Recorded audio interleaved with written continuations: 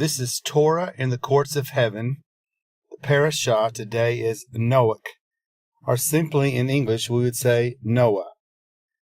2 Peter 2:4. For if God did not spare the angels who sinned, but cast them down to hell, and delivered them to the chains of darkness, to be reserved for judgment, and did not spare the ancient world, but saved Noah, one of 8 people, a preacher of righteousness, bringing into the flood on the world of the ungodly. Also, Psalm 24:1. The earth is the Lord's, and all its fullness, the world and those who dwell therein. For he has founded it upon the seas, and established it upon the waters. Who may ascend into the hill of the Lord, or who may stand in his holy place? He who has clean hands and a pure heart, who has not lifted up his soul to an idol, nor sworn deceitfully. He shall receive blessing from the Lord, and righteousness from the God of his salvation. This is Jacob, the generation of those who seek him, who seek your face, Selah. Lift up you heads, O you gates, and be lifted up, you everlasting doors, and the King of glory shall come in. Who is this King of glory? The Lord strong and mighty, the Lord mighty in battle. Lift up your heads, O you gates. Lift up, you everlasting doors, and the King of glory shall come in. Who is this King of glory? The Lord of hosts. He is the King of glory. I believe we are the generation of Jacob. It's a small number still, but a remnant. And that's what the Lord has always said, that it would be a small number. He has said that the way to righteousness is a small path, and few will be that find it. And also the way to destruction is a broad path, or broad way, and many will be there that find it. So in Genesis 6:9 it says, this is the genealogy of Noah. Noah was a just man, perfect in his generations. Noah walked with God. The earth also was corrupt before God, and the earth was filled with violence. And the charge, you could say from the courtroom standpoint, is corruption. The earth had totally become corrupted. And yet Noah is known as perfect in his generation. Now this doesn't mean that Noah was without sin and he didn't ever do anything wrong, but he was righteous and his heart was to seek for God. And that's what God is looking for, those who will want to serve him. Not that never fail, but that always want what God wants. So God looked upon the earth, and indeed it was corrupt, for all flesh had corrupted their way on the earth. And God said to Noah, the end of all flesh is come before me, and that's the verdict. So we have the charge, which is corruption of the whole earth, and the verdict is that all flesh has come to an end. For the earth is filled with violence through them, and behold, I will destroy them with the earth. Another verdict. Make yourself an ark of gopherwood. Make rooms in the ark, and cover it inside and outside with pitch. This is very interesting when we go and look at these words in Hebrew, because Hebrew, of course, was the original language that these verses were written. And we see such a clear picture when we do this. For example, the one word pitch is the word kopher in Hebrew, and it means to placate or to cancel, to appease, to make atonement, to cleanse, to disannul, to forgive, to be merciful, to pacify, to pardon, to purge away, to put off, to make reconciliation. So, Noah was told to build the ark of gopherwood and then to cover it with pitch. Now, we don't exactly know what this material would be, some sort of tarry substance, something that would waterproof, obviously, the cracks in a wooden boat. But the point was that it was a covering which has to do with atonement, which has to do with mercy. So in essence, Job is painting his ark that God has instructed him to build with mercy. He's painting this boat with mercy. And as the water would destroy the rest of the world, including the animals, even the plants, Job would be saved in the water through mercy. It's a total picture of what God did in Noah's days. So Satan brings accusations, which is just as when he does it to us. So he brought the accusations to the people then, and God allows the mercy to be the thing that deals with these accusations. So as we are given accusations, and sometimes the accusations can even come from our own thoughts. I can't do this. I'm not able. I'm not good enough. I'm not worthy. All these things are accusations that you may or may not be bringing upon yourself. It could be thoughts that the enemy is giving you, or it could be your own thoughts. Regardless is the point that you need to take these thoughts into the courts of heaven and ask the Lord, through mercy, to change your mind and to change your heart. So Genesis 6:18 says, I will establish my covenant with you, and you shall go into the ark, you, your sons, your wife, and your sons' wives with you. And basically, as I just said, he's going to show them mercy. They're going to be saved from the rains, from the waters, from the flood, through God's mercy. Then in Genesis 7:1, Yahweh said to Noah, come into the ark, you and your household, because I have seen that you are righteous before me in this generation. And so that word righteous is zadi, which means he's just, he's lawful. He's a righteous man, and basically he's obedient to God. And that's what God is looking for, people who want to obey him. It's the heart's desire. And if that's not exactly who you are, then it's not too late, because you hear this and you can change. You can ask God to change your heart and to give you a heart that wants to serve and worship him. 17 is the number for Messiah. In Hebrew, numbers are very important. They actually mean something. They're not just random, or they're not just nice thoughts. They actually have meaning. They are word pictures in the numbers.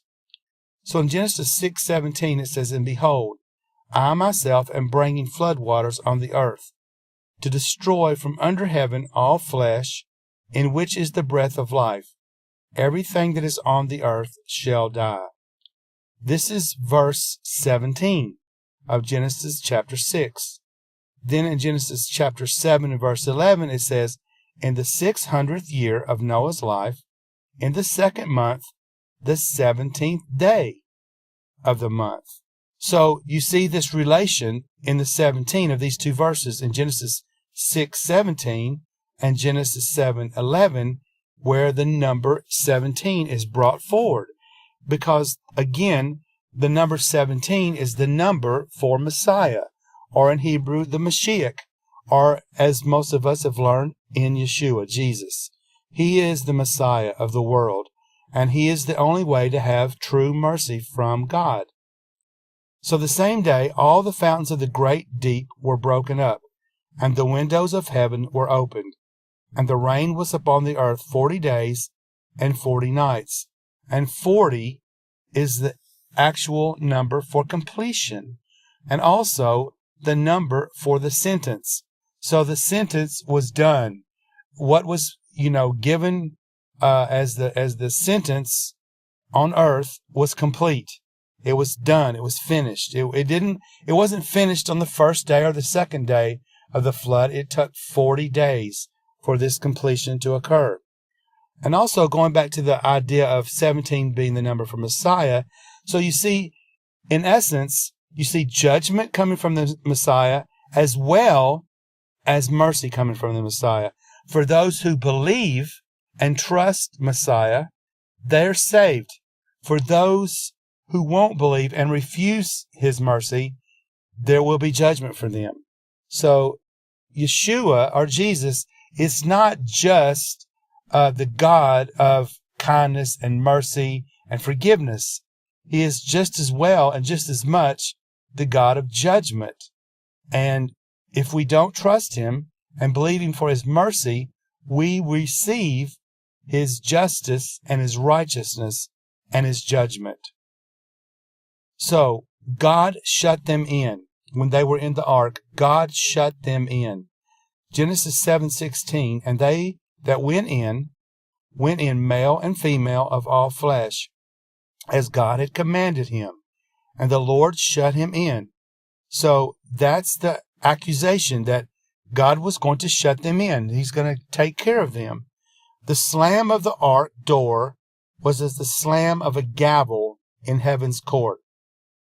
The guilty are quickly judged. The righteous are protected. The closure has come, and deliverance is enacted. Proverbs 6:15. Therefore his calamity shall come suddenly. Suddenly he shall be broken without remedy. This speaks of the unrighteous people, that they may seem to be going on like, nothing is ever going to harm them. Nothing's ever going to be against them. All of life is going to be hunky-dory, you could say. And they never trusted God. They've never followed after God. They've only lived life unto themselves, heaping upon themselves the world's wealth, lust of the flesh, all these things, the pride of life, never wanting God, and thinking that judgment will never come. And calamity, it says here, comes suddenly and swiftly. So, again, it's the idea of when that door of the ark was shut, God is the one who shut them in. And I can just imagine a slam when that door shut, and it was never to be opened until the completion of the sentence, when God said, open the ark. And I'm sure God just opened the door and they walked out because the land was dry. It makes us think of another place in the future Torah portions where the children of Israel walked through on dry ground, and yet the Egyptian army would be destroyed in floodwaters. Psalm 73:26. My flesh and my heart fail, but God is the strength of my heart and my portion forever. So even though our heart fails us, you could say your physical heart, in the sense of your flesh, your actual beating heart, even though that one day that heart will fail, God will stop your heart at some point, yet he is also the strength of your heart. So if you know him, if you know Yeshua, if you've trusted him, then your heart will beat again, but it'll be an eternal beat. It will never stop again, because you will have eternal life. And yes, you will have a human body, just like now, only it will be eternal. It will never see corruption. It will be forever in the Lord. What a wonderful and imaginary thing to think about. But it's not imaginary. It's real. And it will happen someday for those who believe and trust him. And even also, if your heart, such as in your thoughts, your ideas, your sanity begins to fail you, trust in God, and he is your strength. Genesis 11:4 says, and they said, come, let us build ourselves a city. So this is after the flood. You'll know this story mostly. They said, come and let us build ourselves a city, and a tower whose top is in the heavens. Let us make a name for ourselves, lest we be scattered abroad over the face of the whole earth. Now, Genesis 11:7 says, come, let us go down, and there confuse their language, that they may not understand one another's speech. So the Lord scattered them abroad from there over the face of the earth, and they ceased building the city. So, you see, this is the people after Noah, and as they begin to increase in number, they begin to be evil again. And the Lord had said in the beginning to populate the earth, to go and populate the earth. His idea wasn't for man to crowd up in like little areas and just crowd on top of each other. His idea was to scatter the seeds and populate the whole earth. And yet these people wanted to be together and build a tower up into heaven. And basically what they're saying is they wanted a one world government, and they wanted to take the place of God. That's never changed. That idea still exists today, and it's actually increasing incredibly right now in our lives. And God is going to do the same thing. He's going to judge it again when He returns. Is your desire for God's heart and His kingdom, or for the kingdom of man? You see, there's a choice you must make. Are you wanting to serve God and His kingdom that's coming, or do you want to serve the kingdom of man? Like the days of Noah, what was Noah's sign? Luke 17:26, and it was in the days of Noah, so also will it be in the days of the coming of the Son of Man. They ate, they drank, they married wives, they were given into marriage until the day that Noah entered the ark, and the flood came upon them all. So, we must understand that we are living in these days, just like Noah, where man's hearts are not towards God, but towards their own kingdom. So I wonder and I ask, are you really ready for the coming of the Lord? Do you want to serve His kingdom or the kingdom of man?